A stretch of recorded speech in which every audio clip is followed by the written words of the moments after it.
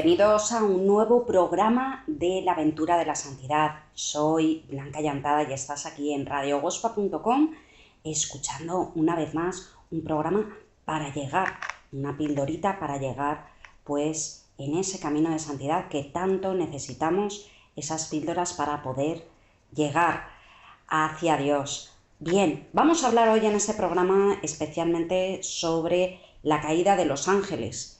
En el Catecismo de la Iglesia Católica, en el artículo 391, dice que detrás de la elección desobediente de nuestros primeros padres se halla una voz seductora opuesta a Dios. Esto nos lo revela en el Génesis capítulo 3, versículo del 1 al 5, que por envidia los hace caer en la muerte.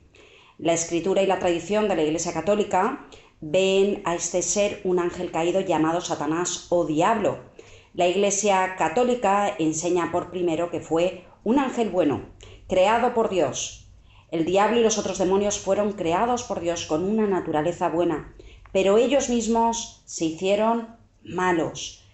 El proceso de ángel a ángel caído a demonio es un proceso, es un camino. No se convirtieron de la noche a la mañana. Todo esto nos lo revela en el Concilio de Letrán IV en el año 1215, imaginaros. Continuamos y dice que la Escritura habla de un pecado de estos ángeles. Esto lo dice en 2 de Pedro capítulo 2, versículo 4. Esta caída consiste en una elección libre de estos espíritus creados que rechazaron radicalmente y irrevocablemente a Dios y a su reino. Encontramos un reflejo de esta rebelión en las palabras del tentador a nuestros primeros padres. Seréis como dioses. Esto lo revela en el Génesis capítulo 3, versículo 5.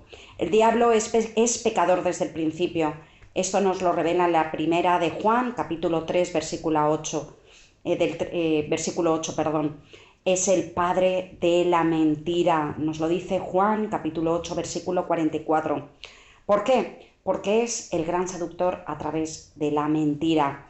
Va sembrando el camino de ángel a demonio, comienza primero sembrando la duda, como lo hizo también el demonio a nuestros primeros padres, a Adán y a Eva. Primero siembran la duda.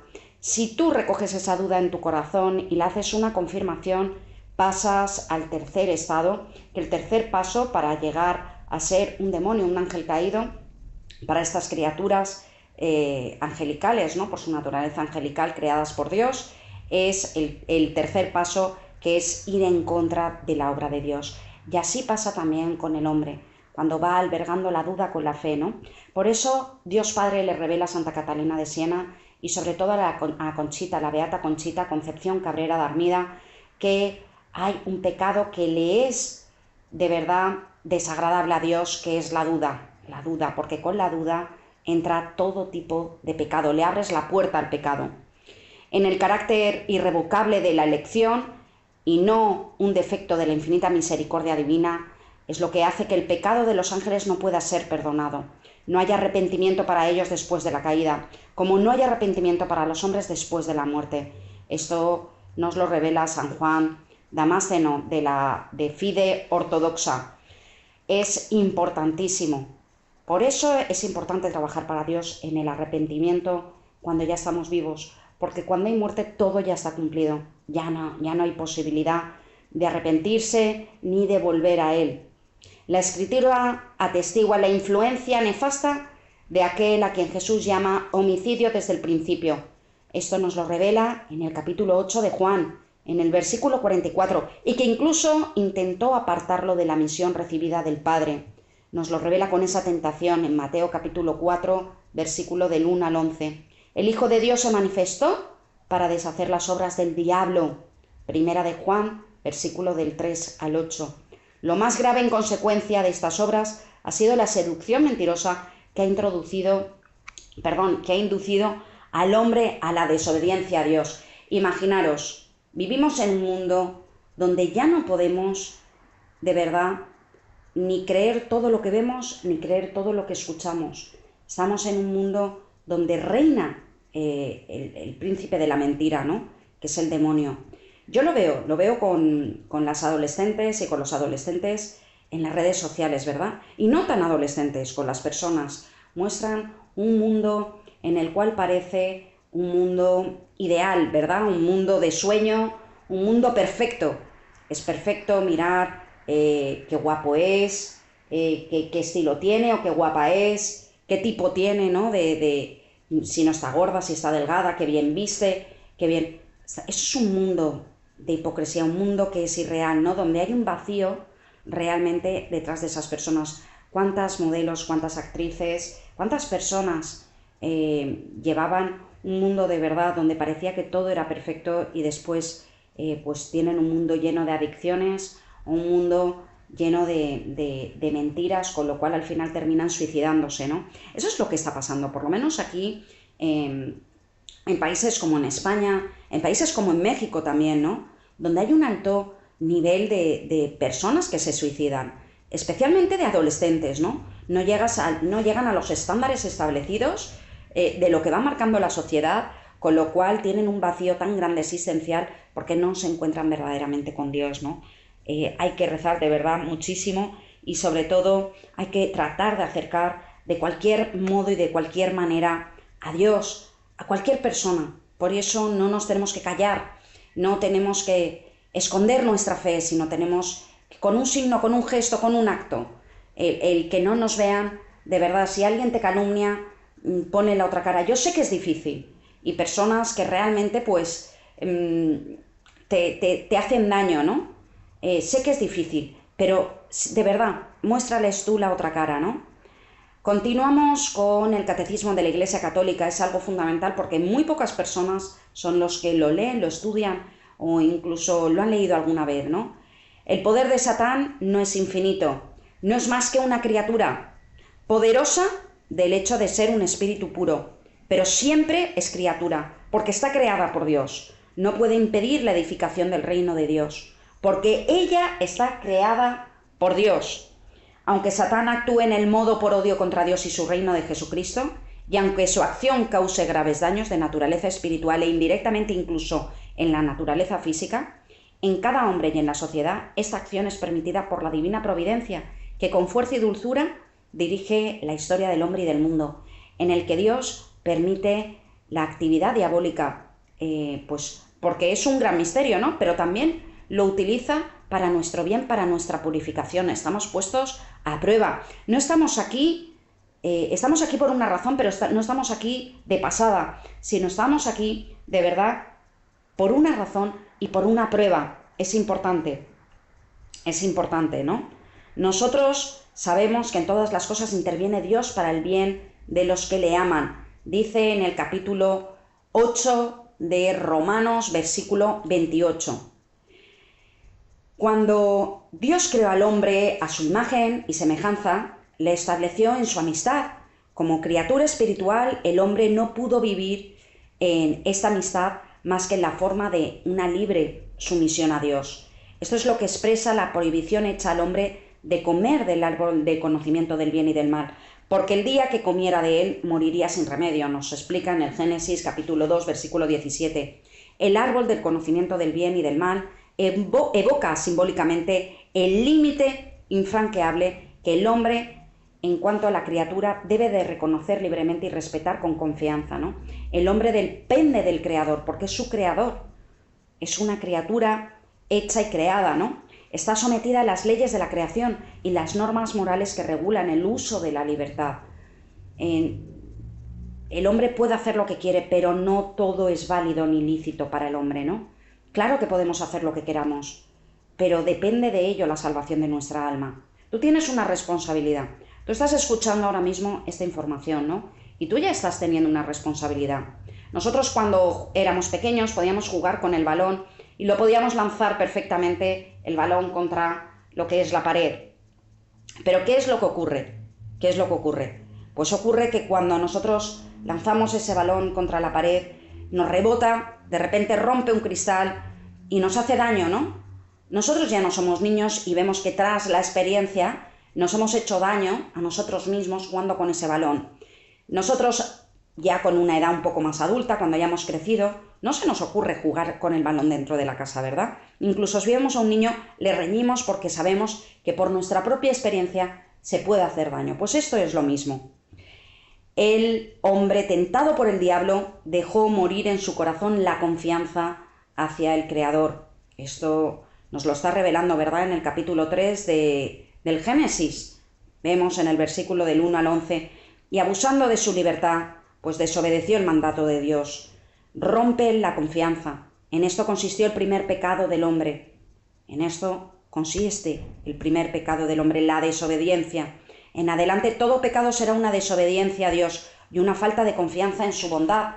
Cuando nosotros rompemos la confianza, ¿verdad?, con una persona que le tenemos mucho cariño, que le tenemos mucho aprecio, y vemos cómo esta persona pues de repente nos traiciona, ¿no?, con una calumnia, con algo que nos ha hecho daño, ¿no? Ahí tendemos a separarnos de él y no queremos saber nada, se produce una herida. En el pecado pasa lo mismo. Nosotros nacemos con esa herida de distanciamiento con Dios y de una desconfianza, ¿no? Dios se da cuenta de que el hombre no es mejor que los ángeles caídos, porque están sometidos a prueba y han caído de la misma forma. En este pecado el hombre se prefirió a sí mismo en lugar a Dios, y por ello despreció a Dios. Hizo una elección de sí mismo en contra de Dios, contra las exigencias de su estado de criatura y por tanto contra su propio bien. El hombre, constituido en un estado de santidad, estaba destinado a ser plenamente divinizado por Dios en la gloria. Pero la seducción del diablo quiso ser como Dios. En el Génesis nos lo explica, en el Génesis 3, versículo 5. Pero sin Dios, antes que Dios y no según Dios, dice San Máximo el Confesor. La escritura nos va mostrando, ¿no?, la Biblia nos va mostrando las consecuencias dramáticas de esta primera desobediencia, de esta separación. Adán y Eva pierden inmediatamente esa gracia de santidad original. Tienen miedo de Dios, de quien ha concebido una falsa imagen, ¿no? La de un Dios celoso de sus prerrogativas. Todo esto nos lo va revelando en el Génesis capítulo 3. La armonía en la que se encontraban, establecida gracias a la justicia original, queda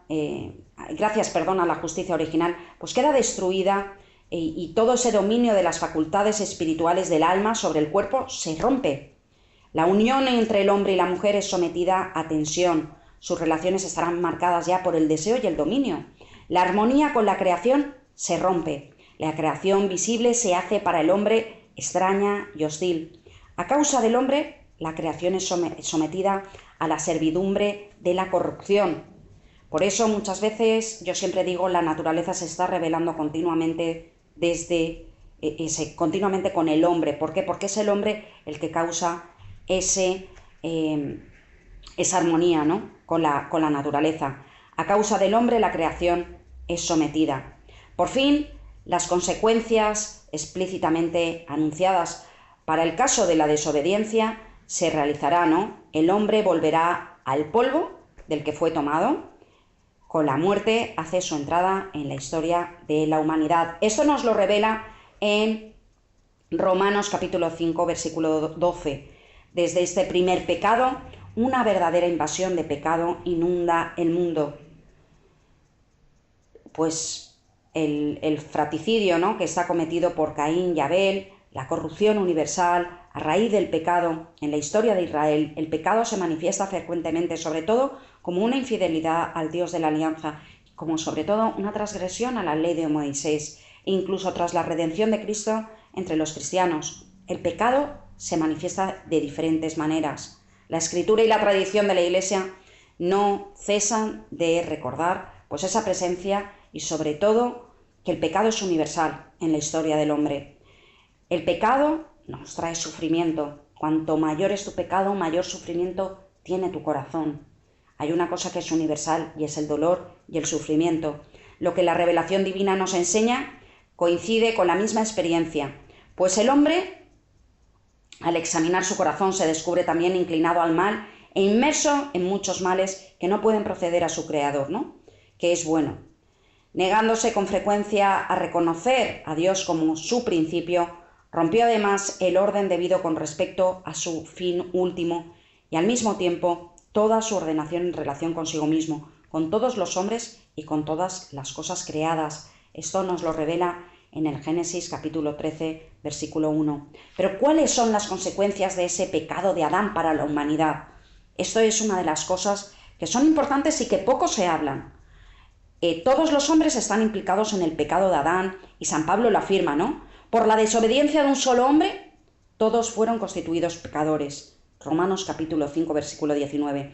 Porque por un solo hombre entró el pecado en el mundo, y por el pecado la muerte. Y así la muerte alcanzó a todos los hombres, por cuantos todos pecaron. A la universalidad del pecado y de la muerte, el apóstol pues pone esa universalidad de la salvación en Cristo. Como el delito de uno solo trajo sobre todos los hombres la condenación, así también la obra de justicia y de redención de uno solo, que es la de Jesús, procura a todos una justificación que da la vida. Esto nos lo dice en Romanos, en el capítulo 5. Siguiendo a San Pablo, la Iglesia ha enseñado siempre que la inmensa miseria que oprime al hombre y a su inclinación al mal y a la muerte no son comprensibles sin una conexión con el pecado de Adán y con el hecho de que nos ha transmitido un pecado que todos nacemos afectados y que es la muerte del alma. Esto nos lo están revelando en el Concilio de Trento. Por eso, esta certeza de fe, la Iglesia concede el bautismo para la remisión de los pecados, incluso a los niños que han cometido un pecado personal. Daros cuenta que dentro del sacramento del bautismo, que no es un sacramental, es un sacramento, y como sacramento tiene un aumento gratificante, sobre todo en nuestra alma, como templos del Espíritu Santo, nos convierte en templos del Espíritu Santo, nos borra y nos limpia de todo pecado y de toda consecuencia de pecado. Por lo tanto, quien está bautizado no puede heredar ningún pecado, porque ya fue cortado y eliminado por este sacramento. Por eso muchas veces cuando dicen, pues esas herencias generacionales, no hay herencias generacionales, ya se nos fueron borrados en el bautismo. El único pecado heredado generacionalmente es el pecado original. Y tras el sacramento del bautismo ya se nos ha sido borrado. ¿Cómo el pecado de Adán vino a ser el pecado de todos los descendientes? Todo el género humano es en Adán como el cuerpo único de un único hombre. Esto nos lo revela Santo Tomás de Aquino. Por esta unidad del género humano, todos los hombres están implicados en el pecado de Adán, como todos están implicados en la justicia de Cristo. Sin embargo, la transmisión del pecado original es un misterio que no podemos comprender plenamente, pero sabemos por la revelación que Adán había recibido la santidad y la justicia original, no solo para él, sino para toda la naturaleza humana. Cediendo al tentador, Adán y Eva cometen un pecado personal, pero este pecado afecta a la naturaleza humana, que transmitirá en un estado personal, pero este pecado afecta a la naturaleza humana, que transmitirá en un estado caído. Es un pecado que será transmitido por propagación a toda la humanidad, es decir, por la transmisión de una naturaleza humana privada de la santidad y de la justicia original.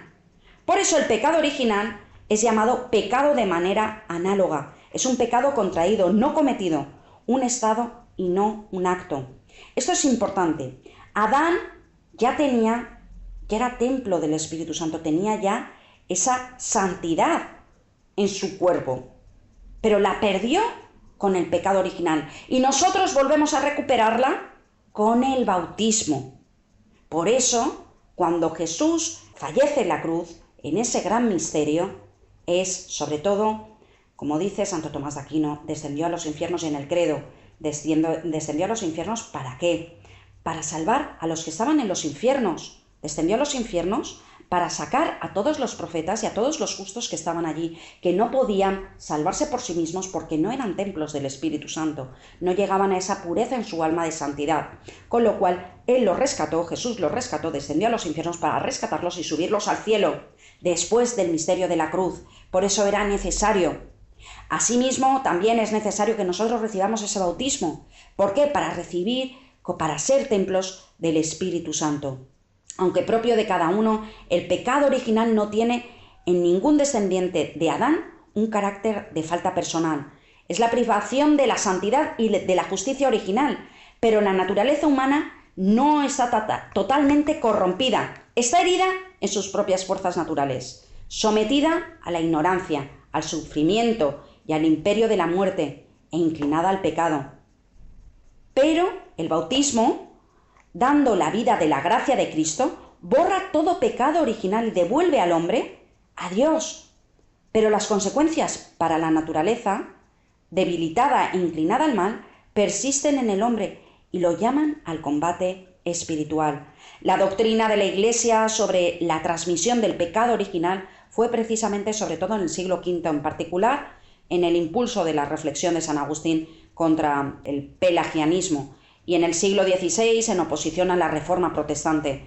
Pelagio sostenía que el hombre podía, por la fuerza natural de su voluntad libre, sin la ayuda necesaria de la gracia de Dios, llevar una vida moralmente buena, y así reducía la influencia de la falta de Adán a dar un mal ejemplo. Los primeros reformadores protestantes, por el contrario, enseñaban que el hombre estaba radicalmente pervertido y su libertad pues anulada por el pecado de los orígenes. Identificaban el pecado heredado por cada hombre con la tendencia al mal, con la concupiscencia, que sería insuperable. La Iglesia se pronunció especialmente sobre el sentido de este dato revelado respecto al pecado original en el Segundo Concilio de Orange en el año 529 y en el Concilio de Trento en el año 1546. Por eso decimos que no hay pecados que se pueden heredar.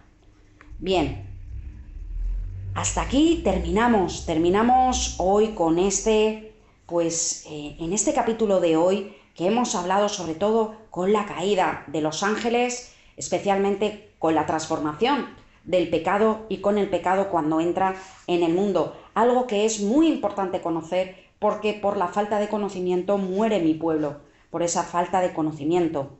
Bien, date cuenta, un último dato, que hay 3 formas que te puede el enemigo, que va a querer hacerte la guerra, ¿no? Primero, a través de tus pensamientos y de tu cabeza para albergar dudas y albergar todo tipo de tentación. La segunda, con las circunstancias, que tienen un inicio y un final. Y con la tercera, sobre todo, con personas que va a poner a tu alrededor para albergar esas dudas, quitarte la paz y provocar circunstancias que te lleven a la desesperación y sobre todo al fracaso de la santidad.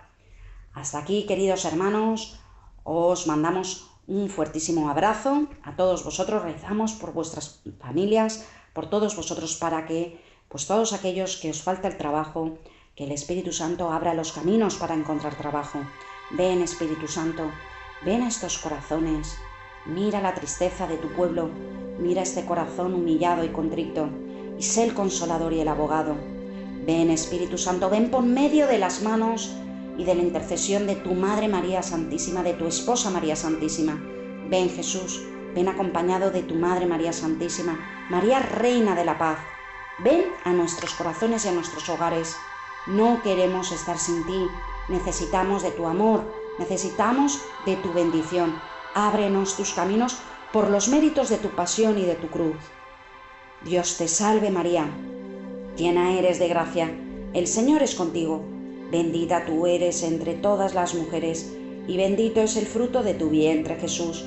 Santa María, Madre de Dios, ruega por nosotros pecadores, ahora y en la hora de nuestra muerte. Amén. Gloria al Padre, al Hijo y al Espíritu Santo, como era en el principio, ahora y siempre, por los siglos de los siglos. Amén. Estás escuchando en Radio Ospa La aventura de la santidad con Blanca Llantada. radioospa.com.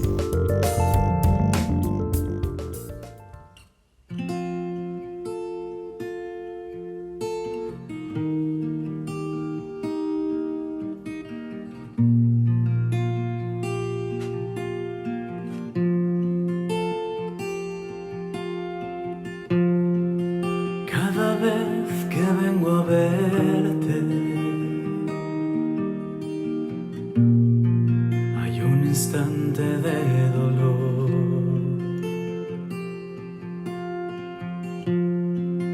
porque siento que estoy lejos de tu corazón.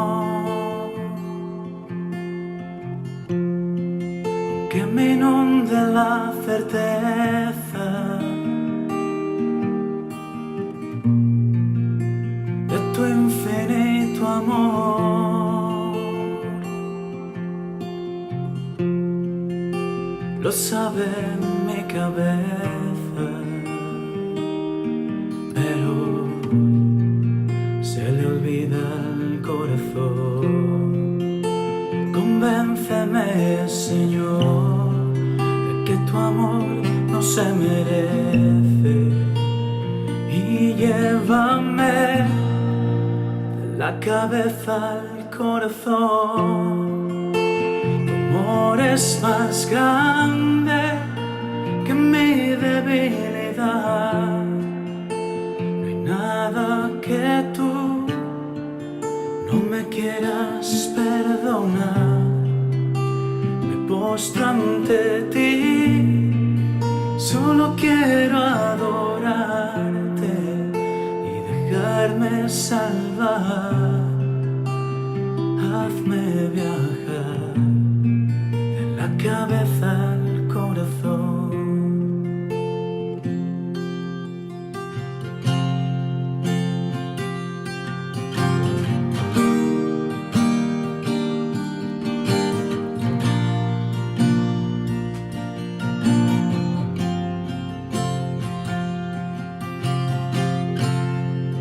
Cada vez que me sonríes,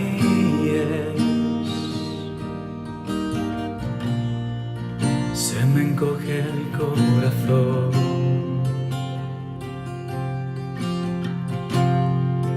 Porque cuesta que me mires y que veas mi interior.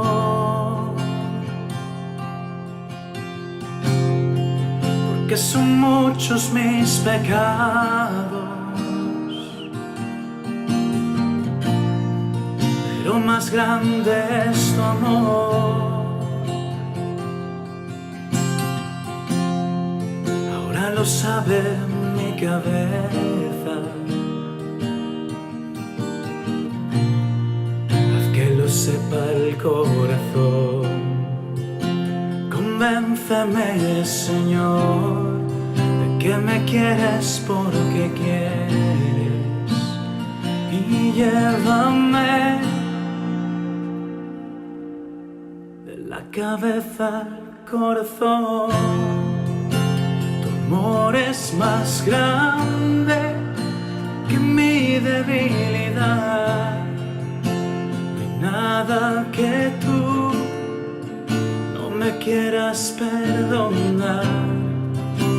Me postro ante ti, solo quiero adorarte y dejarme salvar. Tu amor es más grande que mi debilidad. No hay nada que tú no me quieras perdonar. Postro ante ti, solo quiero adorarte y dejarme salvar. Hazme viajar de la cabeza al corazón.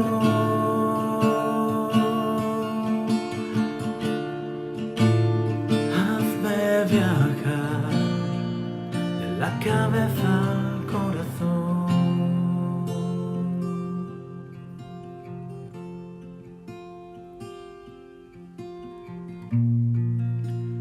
Día tras día, aquí de rodillas, pidiendo perdón. Sé que a ti te basta, sé que no te cansas, pero sé que me has hecho para mucho más que esto. Llévame, Señor,